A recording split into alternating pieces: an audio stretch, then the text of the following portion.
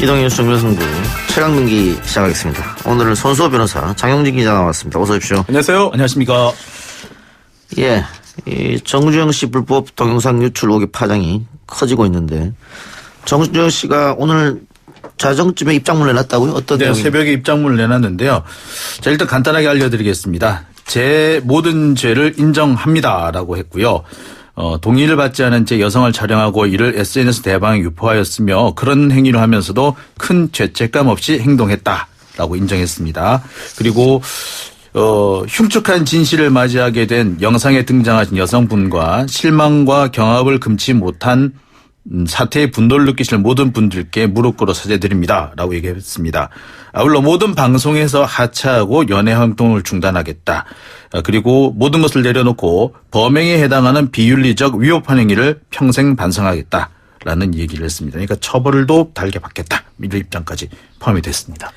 3년 전 몰카 논란이 있었을 때는 사과 기자회견 하러 가면서 괜찮다. 죄송한 척하고 올게라고 했다는데. 그랬죠. 그랬다는 얘기가 있었죠. 이번 사과문의 진정성이 본인만 알겠죠. 진정성이 있는지 없는지는. 당시에는 사실 좀 빠져나갈 수 있는 구멍이 보였으니까 그랬을 수도 있을 것 같기는 해요. 왜냐하면 당시에는 그 문제 그 동영상이 확보가 되지 않았기 때문에 빠져나갈 구멍이 있다라고 생각했던 것 같은데 일단 지금은 빠져나갈 구멍이 없는 걸로 보이니까 당시와는 좀 상황이 좀 다르지 않을까 싶긴 합니다만 진정성이 있는지 없는지는 사실 본인밖에 모를 것 같습니다. 어쨌거나 정준영 씨는 사실 오늘 소속사로부터 계약 해지를 당했기 때문에 퇴출이 된 걸로 보입니다. 그리고 뭐 일부에서 은퇴라고 얘기를 합니다만 은퇴든 퇴출이든 한동안 사회생활 자체가 쉽지 않을 것으로 보입니다. 지금 반성하고 있는지 여부가 좀 궁금하다고 하셨잖아요. 이도영 작가가. 네. 근데 은퇴와 연예활동 중단이 같은 의미인지 잘 모르겠어요. 연예활동 중단이면 연예활동 재개도 있는 겁니다. 그래서 뭐 은퇴라는 표현을 일부러 안 쓴 건지 뭐 그 말이 그 말이라고 생각했는지 모르겠습니다만 이런 부분 하나의 의미도 많은 사람들이 좀 생각을 하고 있죠. 법적 처벌까지 받을 것 같은데 그러면은 복귀는 어려운 거 아닙니까? 아니요. 그렇지 않습니다. 왜냐하면 지금 현재 활발히 활동하고 있는 여러 연예인들이 이미 여러 가지 범죄로 다양한 처벌을 받았어요. 그런데 연예 활동이라는 게 자격이 따로 있는 게 아니거든요. 방송국이 불러주면 하는 겁니다.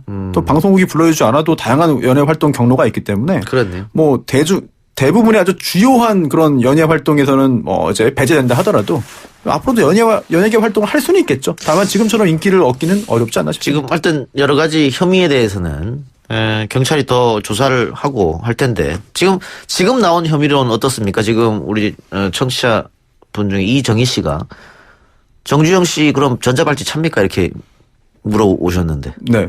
그럴 가능성이 있습니까? 있죠. 가능성도 있죠. 예. 지금 뭐 공개된 뭐 단톡방 내용을 보면 그렇습니다. 이 준강간에 해당하는 내용들이 포함이 되어 있어요. 그러니까 수면제를 먹이고 기절한 여성을 성폭행하는 것으로 보이는 그런 내용이 포함되어 있고요. 그 상황을 휴대전화로 촬영해서 또 유포하는 정황이 보입니다. 이게 만약에 사실이라면 분명히 이 내용은 그 성폭력 처벌법에 해당되는 내용일 뿐만 아니라 전자발찌를 찰 수 있는 내용입니다. 그리고 상당히 상습범에 해당하기 때문에 상습범, 일단 전자발찌는 상습범인 경우에 일단 부착이 되는데 아마 상습범이라서 가능성이 아주 높지 않을까 하는 생각이 듭니다. 그렇죠. 일단 재범 우려가 있어야 되거든요. 이 위치 추적 전자장치 부착 명령을 청구하면은 법원에서 명령을 내줄 때 판단하는 기준이 재범 우려입니다. 그런데 이 재범 우려라고 하는 것은 사실 앞으로 그런 범죄를 또 할지 안 할지를 알 수는 없잖아요. 알기 쉽지 않아요. 그렇다면 그 판단 근거, 기준 중에 하나가 뭐냐면 그래서 그동안 어느 정도 기간 동안 어느 정도 빈도로 어느 정도 횟수의 범죄를 저질렀느냐. 이걸 볼 때 상당히 긴 시간 동안 여러 명의 피해자를 상대로 해서 다양한 그런 여러 횟수의 범죄를 저질렀다면 앞으로도 다시 한번 그런 행위를 할 가능성이 높다고 판단을 낼 수 있죠. 그렇다면 재범 우려가 인정될 수 있습니다. 네, 이 사건이 처음에 폭행 사건으로 시작해서 그 많은 국민들이 관심을 갖고 있는 것은 정말 경찰과 그 모종의 유착이 있느냐 이 부분이잖아요. 그렇죠. 갑자기 뭐 연예인의 어떤 이런 문제로 조금 옮겨간 것 같은 그런 느낌이 드는데. 지적도 좀 있습니다. 예. 그런데 그 오늘 밝혀진 내용 중 하나가 이 정준영 씨 카톡방에 경찰과의 유착 의혹이 있는 문자 메시지가 있다. 이거잖아요? 네. 이 부분을 조금 더 정확하게 말씀드리겠습니다. 경찰청 발표에 따르면 정준영 씨하고 승리가 함께 있는 단톡방인 걸로 되어 있습니다. 여기에 그 승리 씨였는지 아니면 정준영 씨였는지 그 밖에 다른 참석자였는지 모르겠지만 우리 업소를 다른 업소 쪽에서 사진을 촬영해 가고 있는데 괜찮은지 모르겠다라고 하니까 걱정할 거 없다. 경찰청장이 우리를 그 도와주고 있다. 이런 내용이 등장을 합니다. 그 외에도 몇 가지 내용이 등장을 하는 걸로 되어 있는데 구체적으로 뭘 도와줬다는 내용은 없지만 이 단톡방 안에 이 경찰청장, 아마 거기서 아마 경찰총장이라고 얘기하고 있는 것 같은데 정확한 표현은 경찰청장입니다. 경찰청장이 등장하는 것만은 분명하고요. 그래서 지금 현재 경찰이 이 부분에 대해서 본격적으로 수사를 하겠다라고 오늘 밝혔습니다. 그것 때문에 오늘 민감용 경찰청장이 긴급 간담회 열었죠? 사실 오늘 오후에 열었는데요. 저는 이 긴급 간담회를 연 시점이 오히려 좀 묘하다라는 생각이 들어요. 사실은. 왜냐하면은 이 직전에 무슨 일이 있었냐면 그 국민권익위원회가 그동안에 그 제보가 되었던 이 정준영 씨 또는 승리 씨 카톡방과 관련된 경찰 유착 의혹과 관련된 카톡 내용을 대검찰청으로 이첩한다라는 사실을 공개를 했습니다. 그리고 그 직후, 그 전후쯤에 바로 민감용 청장이 출입기자단과 긴급 간담회를 열었는데요. 상황상 보면은, 검찰이 이 내용을 알게 될 것 같으니까 혹은 검찰을 통해서 뭐 내용이 좀 공개될 것 같으니까 약간 선수를 친다 이런 느낌도 좀 있었어요. 그렇기 때문에, 사실 이 시점부터가 좀 애매하다라는 생각이 듭니다. 지금 경찰이 공개한 내용은 그렇습니다. 이 카톡방에서 경찰총장 혹은 경찰청장이 언급된 시점은 2016년 7월이라고 해요. 이렇게 되면은 사실 강신명 청장이었던 것 같은데 사실 이게 누구라고 말씀드리기는 어렵습니다. 왜냐하면은 이게 진짜 경찰청장인지 아니면 서울청장인지 아니면 그 밖에 다른 사람을 의미하는 건지는 알 수는 없거든요. 그래서 누구라고 특정을 할 수는 없겠습니다만 어쨌거나 지금 현재 경찰은 모든 부분에 대해 가능성을 열어놓고 철저히 수사하겠다는 입장입니다. 가끔 전직인데도 그냥 전자를 그렇죠. 떼고 부르는 경우도 있어요. 예. 네, 여러 가지 가능성이 열려 있는 거고 또 이게 그 단체 대화방이잖아요. 예. 이 단체 대화방에 이런 대화 오고 가는 대화들은 사실 약간의 허세, 허풍, 그렇죠. 네. 과장 네. 이런 게 섞여 있을 가능성도 있습니다. 그렇겠죠. 아니면은 누군가 중간에 브로커라든지 소속사 사람들이 있는데 그 사람한테 전해드린 대로 그냥 옮겨쓸 수도 있어요. 예. 그렇기 때문에 지금 단계에서 어떤 사람이 연루되어 있을 것이다, 누구다라고 단정하는 것은 약간 성급할 수 있겠고요. 하지만 이제 그 자료가 이제 검찰로 넘어갔잖아요. 그래서 검찰도 자료를 가지고 있고 또 경찰도 자료를 가지고 있다면 서로 검찰총장이 아니면 경찰청장이고 경찰청장이 아니면 검찰총장일 수 있습니다. 네, 그렇다면 서로 우리 아니다라고 서로 이제 상대방에게 던져놓을 수가 있거든요. 앞으로 어떻게 진행될지 굉장히 흥미롭네요. 예. 한편 정준영 씨와 친분이 있는 다른 연예인 FT 아일랜드 최종훈 씨 3년 전 음주운전에 걸렸는데 담당 경찰에게 언론에 안 알려지도록 해달라라고 했고 실제로 그렇게 됐다고요? 네, 이것도 오늘 이제 경찰청장 긴급 간담회 과정에서 공개가 됐습니다. 물론 그 전에 이제 보도가 되기도 했었는데요. 2006년 3월입니다. 이게 최종훈 씨가 술을 마시고 운전을 하다가 용산경찰서 소속 경찰관에 적발됐습니다. 당시 어느 정도 술을 마셨는지는 확인이 안 되고 있는데 혈중 알코올 농도가 0.05% 이상이라는 건 확인이 된 것 같아요. 그리고 경찰 주장은 그렇습니다. 당시 벌금까지도 냈다라고 얘기를 한 걸 볼 때 일단 적발되는 수준 그 기준치 이상을 마셨던 건 분명해 보입니다.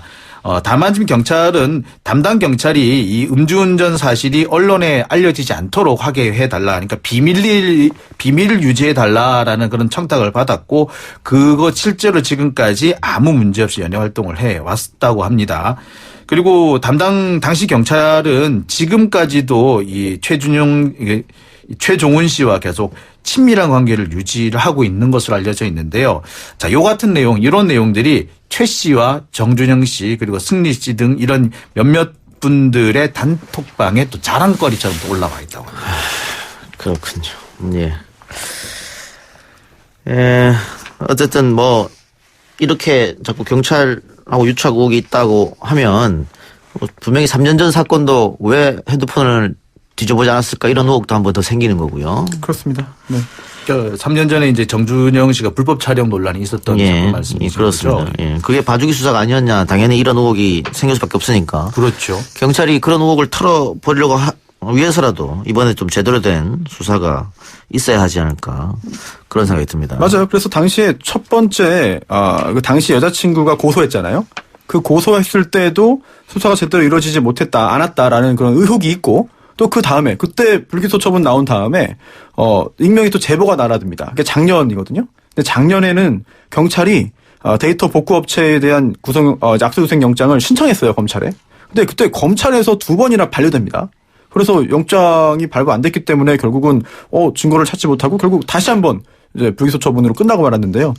경찰이든 검찰이든 저는 잘 모르겠어요. 아니면 둘 다든 이 연예인 관련해서 뭔가 비교를 했다면 금품이 아니더라도 단순히 교류의 대가든 연락처 주고받고 아니면 문자 받고 또는 같이 식사, 술자리 또는 티켓, 공연 티켓, 음반, 사인, 같이 사진 찍는 대가 등등 뭐든지 간에 일반적인 그런 보통은 평범한 그런 사람들을 대하는 것과 다르게 대했다면 이거는 굉장히 큰 문제거든요. 많은 분들이 이거를 느끼고 있습니다. 예.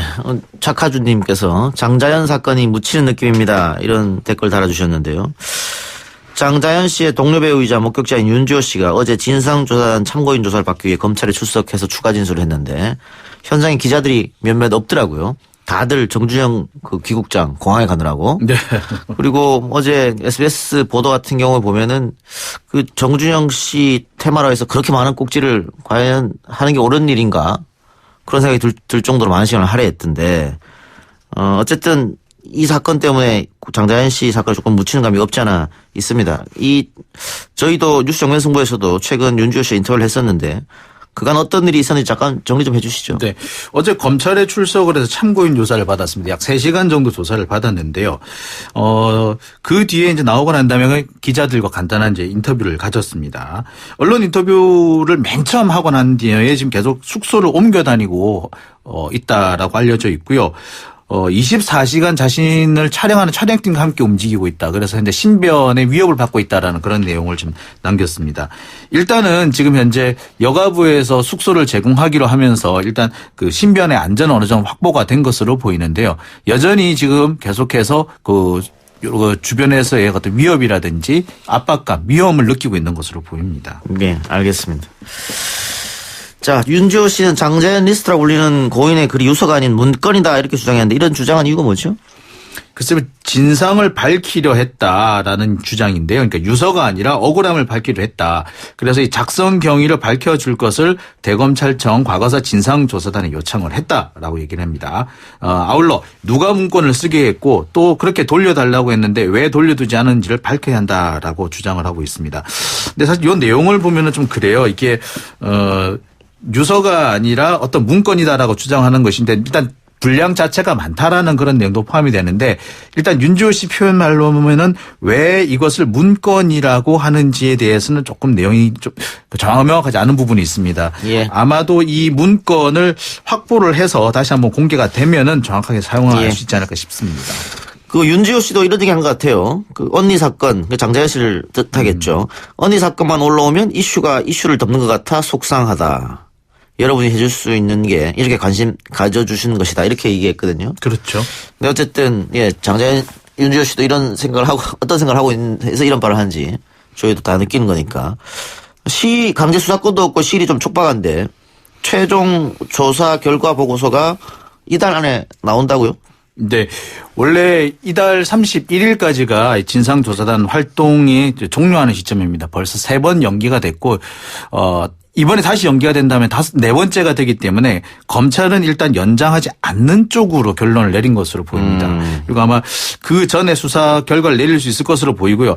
일단 진상조사단에서 어떤 결론을 내리든 간에 어떤 진상조사단에서 기소를 한다든지 이렇게 할 수는 없기 때문에 결론을 추가 수사가 필요하다라는 결론을 내린다면은 또 추가 수사를 할 수 있기 때문에 아마 그런 방향으로 검찰은 생각하고 있지 않는가 싶어 보입니다. 직원 상습 폭행 혐의를 받는 송명빈 마크그룹 대표가 스스로 목숨을 끊은 것처럼 보입니다. 유서 나왔습니까? 예, 유서가 오늘 발견이 됐습니다. 송명빈 마커그룹 대표는 오늘 새벽 4시 40분쯤 어머니가 살고 있는 경기도 일산의 모 아파트에서 추락해서 숨진 채 발견이 됐습니다. 발견 당시 이미 사후 강직이 진행된 것으로 봐서 상당히 사망한 지 좀 시간이 지난 것으로 보이는데요. 원래 오늘 영장 실시 심사를 받게 돼 있었습니다.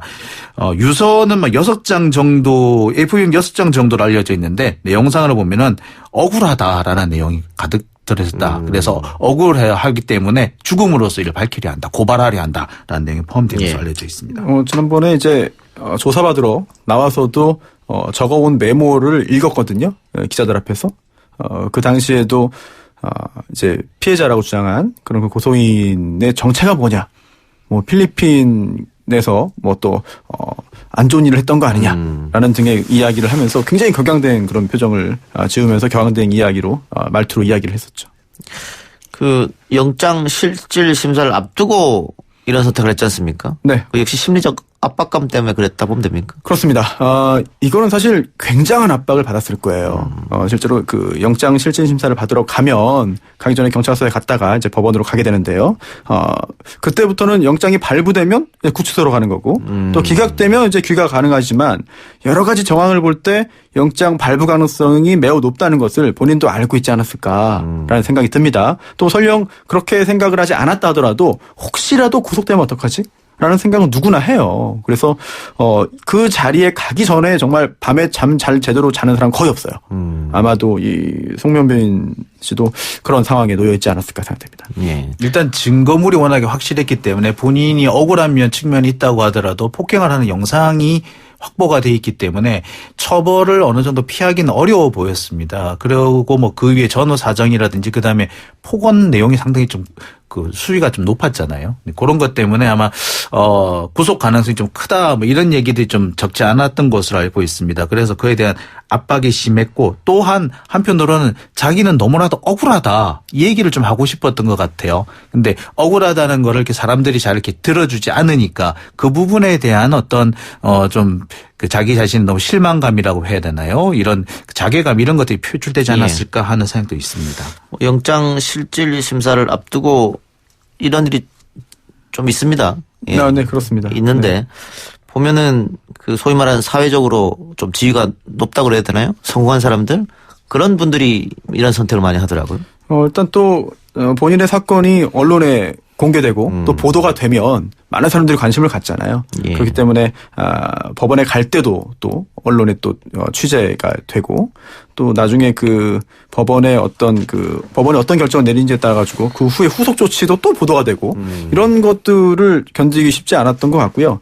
다만 이제 목숨을 끊는 경우에 여러 가지 이유가 있잖아요. 또 여러 가지 상황이 있고 근데 그 중에 한 가지는 뭐 이제 영장실질심사 앞두고 이렇게 압박감이 컸을 것이라 짐작을 하고 있는데 그 외에 또 뭐 다른 동기가 있는지 여부 등도 좀 굉장히 좀 확인이 필요한 사항이 아닌가 그런 생각이 듭니다. 알겠습니다. 이렇게 되면 기존에 진행해 오던 수사는 어떻게 되는 겁니까? 일단 직원 폭행 뭐 네. 또 협박 이런 게 있었지 않습니까? 수사 대상이 지금 사망하면 이제 공소권 없음으로 이제 상황은 끝나게 되는 것이죠. 형사적으로는 끝나게 되는 상황이고 하지만 또 민사적인 부분은 남아있을 수가 있어요. 하지만 이런 부분은 또 이제 고인의 어떤 가족들의 선택에 따라서 추가적인 진행이 사실상 무의미해질 수도 있습니다. 알겠습니다. 공소권 없음으로 끝이 난다. 그 피해를 입었다고 주장하는 그 직원 같은 경우에는 뭐 형사처벌 문제를 떠나가지고 형사처벌입니다만은 민사적으로 또 뭐 위자료 청구 뭐 이런 것도 생각하고 있을 거 아닙니까? 근데 그것도 그러면 다 없는 사건이 돼버리는 겁니까? 아니요. 일단 채무도 상속이 되기 때문에 그 상속인들이 민사적인 그런 책임을 질 수도 있는 것이죠. 채권과 채무가 다 상속이 되는 거니까. 예. 하지만 이 고인의 어떤 재산 상황에 따라서는 이제 상속인들이 상속을 포기할 수도 있고 여러 가지 변수가 있습니다. 이거는 예. 뭐 변수가 많고 또 재산 상황에 따라서 어떤 결정을 할지는 모르는 겁니다. 예, 알겠습니다. 오늘 두 분 말씀 여기까지 듣죠. 지금까지 손수호 변호사 장영진 기자와 함께했습니다. 수고하셨습니다. 감사합니다. 감사합니다.